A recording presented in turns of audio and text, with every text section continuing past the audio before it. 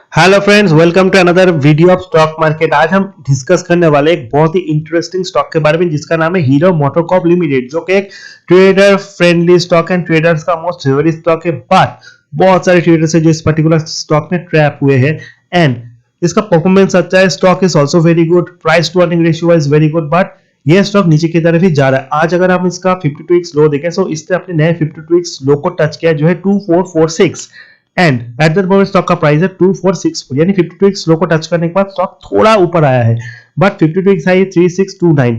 Stock is very good. इस stock के ऊपर मैंने बहुत वीडियो बनाई इससे पहले भी, मैं हमेशा से स्टॉक के ऊपर बुलिश हूं। मैंने 3000 के करीब स्टॉक के ऊपर वीडियो बनाया था, बट स्टॉक वहां से ऊपर की तरफ गया, फिर से स्टॉक में हमने करेक्शन देखा है। अब आपको क्या करना चाहिए as a trader, as an investor? I think इस स्टॉक को आपको बाय करना चाहिए। इन्वेस्टर के लिए तो बहुत ही अच्छा स्टॉक है कंपेयर टू इट्स पीयर्स। अगर हम इस स्टॉक के total price to earning ratio देखें वो 17 का है, जो कि मुझे अट्रैक्टिव लगता है। Sector P 22.80, market cap 50,000 crore के थोड़ा नीचे चला गया है 49,284 करोड़। नाउ अगर हम पर्टिकुलर स्टॉक की कुछ इंपॉर्टेंट टेक्निकल चीजों का आंसर करें, टेक्निकल्स में सबसे इंपॉर्टेंट है RSI and MFI index, relative strength index and money flow index. RSI में 70 के ऊपर स्टॉक ओवरबॉट होता है, 30 के नीचे oversold. So relative strength index में ये जो स्टॉक है वो क्या है? वो है ओवर सोल्ड, क्योंकि स्कोर है 27.3। हालांकि एमएफआई में ये जो स्टॉक है यानी मनी फ्लो इंडेक्स में ये stock at that moment oversold zone से बहुत ऊपर है एंड जो ओवरबॉट जोन के आसपास है यानी 62.9। आई don't know why MFI score ये दिखा रहा है। आई डोंट थिंक सो कि एमएफआई का जो स्कोर है वो सही है, क्योंकि इतना करेक्शन के बाद एमएफआई का स्कोर 30 के आसपास ही होना चाहिए था, बट फिर भी टेक्निकल्स में कैलकुलेशंस थोड़े कॉम्प्लिकेटेड होते हैं। बट आरएसआई में ये स्टॉक ओवर सोल्ड जोन के नीचे चला गया है, यानी स्टॉक में हम करेक्शन देख सकते हैं। 1 वीक का रिटर्न है 8.845% नेगेटिव, 1 मंथ का रिटर्न भी 9% नेगेटिव है, 3 मंथ का रिटर्न 7% नेगेटिव है, 6 मंथ का रिटर्न 17%, 1 ईयर का रिटर्न 18%, 3 ईयर का 20%, यानी 20% का नेगेटिव रिटर्न हमने स्टॉक में देखा है ओवरऑल एवरेज। अगर हम लास्ट 1 ईयर का चार्ट देखें तो उसमें आज ही इसने अपने नए 52 वीक्स लो को टच किया, हाई है 3629। अगर हम 6 मंथ का चार्ट देखें वहां पे 3090 का हाई है। इसी पर्टिकुलर रेंज से स्टॉक ने बहुत बड़ा ब्रेकडाउन दिया, 25,000 के नीचे ये स्टॉक चला गया, जो कि और भी ज्यादा नेगेटिव है। बट करेक्शन में स्टॉक को आपको बाय करना है। मैं ये नहीं कह रहा हूं कि अभी आपको पूरा इन्वेस्ट करना है, थोड़ा थोड़ा करके स्टॉक को आपको बाय करना है। अभी आप थोड़ा बाई कीजिए, 2200 के करीब बाई कीजिए। अगर स्टॉक और गिरता है 2000 के तरह आता है तो डेफिनेटली आपको स्टॉक में बाई करना है, लॉन्ग टर्म के लिए होल्ड करना है। I am not suggesting traders to invest in this particular stock. जो कि इन्वेस्टर है जो उनका हॉराइजन मिनिमम 2 3 4 5 साल का है, डेफिनेटली स्टॉक में आप बाई कीजिए।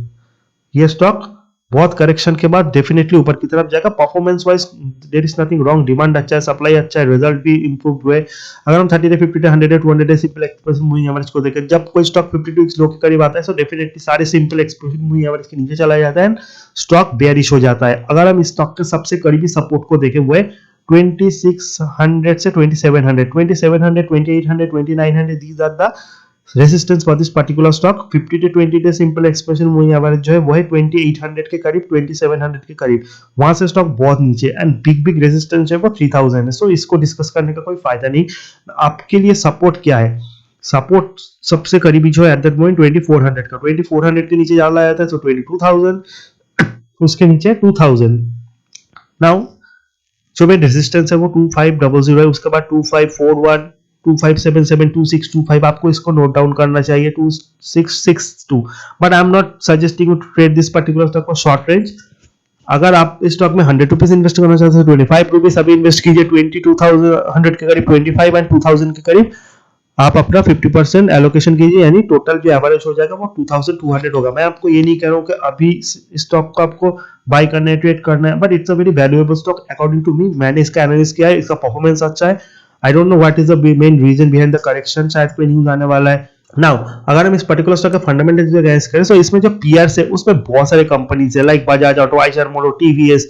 बट अगर हम इसके सीधे सीधे पीआरस के साथ कंपेयर करें तो सबसे अट्रैक्टिव वैल्यूएशन पे यही आता है, क्योंकि टीवीएस मोटर जिसका प्राइस टू अर्निंग रेशियो 38 का है, आइशर मोटर्स का 39, बट हीरो मोटर का 17, यानी ऑलमोस्ट हाफ इसका वैल्यूएशन का। मार्केट प्राइस जो है वो भी बहुत अट्रैक्टिव लेवल पे पहुंच चुका है, मार्केट कैप 50,000 करोड़ के नीचे। एंड अगर हम इस पर्टिकुलर कंपनी के रिटर्न ऑन कैपिटल इनपुट को देखें भाई 24, टीवीएस का 11 है एंड आइशर मोटर्स का 16.60, हालांकि बजाज ऑटो का 25। सो अगर टीवीएस एंड आइशर मोटर इतना बढ़ सकते हैं, so why this particular stock is correcting? I don't know. Why but recently Covid के कारण भी थोड़ा फियर है, अगर इनका प्रोडक्शन बंद होता है तो डिमांड सप्लाई में असर पड़ेगा, बट वो सभी के लिए होगा। इतना करेक्शन के बाद इस स्टॉक में मुझे बाइंग जोन दिखाई देता है। अगर हम क्वार्टरली रिजल्ट को देखें तो स्टैंडर्ड रिजल्ट देखिए, अगर जून के कंपेरिजन करें तो जून से मुकाबले रिजल्ट बहुत ही अच्छे हैं एंड स्टॉक में हमने अच्छा खासा इंप्रूवमेंट देखा है। सितंबर दिसंबर का रिजल्ट शानदार है, मार्च में थोड़ा करेक्ट हुआ, जून में बहुत करेक्ट हुआ, बट फिर से स्टॉक डबल हो गया, उसका प्रॉफिट 800 करोड़ का प्रॉफिट कंपनी ने शो किया है। एंड अगर हम consolidate profit and loss statement को भी देखें, वो भी 256 से 746 का हुआ है, ऑलमोस्ट 3 गुना बढ़ चुका है। So each and every aspect performance is good and September result के बाद स्टॉक में हमने बाइंग भी देखा, फिर से स्टॉक करेक्ट हुआ है। तो जितना नीचे मिला आपको स्टॉक को एक्यूमुलेट करना है, लॉन्ग टर्म के लिए होल्ड करना है। आई डोंट थिंक सो ये स्टॉक आपको डिसअपॉइंट करेगा। बहुत सारी इन्वेस्टर जो ट्रैप है, एवरेजिंग करने का टाइम अभी नहीं है। अगर यहाँ से बाउंस बैक देता तो अच्छा है, फिर 2200 2000 के करीब आप एवरेजिंग कीजिए। मैं ये नहीं कहूँगा कि उस रेंज तक जाएगा, बट जिस तरह का फॉल है स्टॉक में थोड़ा जा सकता है, but definitely after the DI FI is definitely watching this particular stock, कोई ना कोई तो आएगा definitely to buy this particular stock. अगर हम शेयर होल्डिंग पैटर्न देखें, मोमोस के पास 34.76% टेकन होगा, FI holding 32.28, DI holding 21.97, public holding 11%। So किसी पर्टिकुलर स्टॉक में DI FI public both are very bullish, वो स्टॉक गिर रहा है, इसका मतलब एफआईडीआई का सेलिंग आ रहा है नीचे की तरफ से, फिर वो बाइंग करेंगे। अगर एफआई का 32% स्टेक है तो डेफिनेटली स्टॉक में थोड़ा करेक्शन आना लाजमी, क्योंकि एफआई इंडियन मार्केट में जिस तरह से सेल कर रहे हैं, सो उसमें डीआई भी शायद थोड़ा सेल कर रहे हैं, 22% का स्टेक उनका भी है, पर नीचे की तरफ डेफिनेटली स्टॉक में बाइंग होगा। रिटेल इन्वेस्टर के भी 11% है, दैट इज नॉट बैड। ये तो हीरो मोटो कॉर्पोरेट के मेरे कहने से fundamentally stock strong, technically stock strong, result अच्छे, every parameter stock is good, but फिर भी स्टॉक ने अपने 52 वीक्स फ्रेश हाई लो को आज टच किया है। सो आई थिंक आपको गिरावट में स्टॉक को बाई करना है, लॉन्ग टर्म के लिए होल्ड करना है, डेफिनेटली आपको इससे अच्छा खासा प्रॉफिट मिलेगा। 3000 is my target. Video informative लगा चैनल को लाइक सब्सक्राइब और शेयर करना बिल्कुल मत भूलिए। See you in the next video, till then good bye.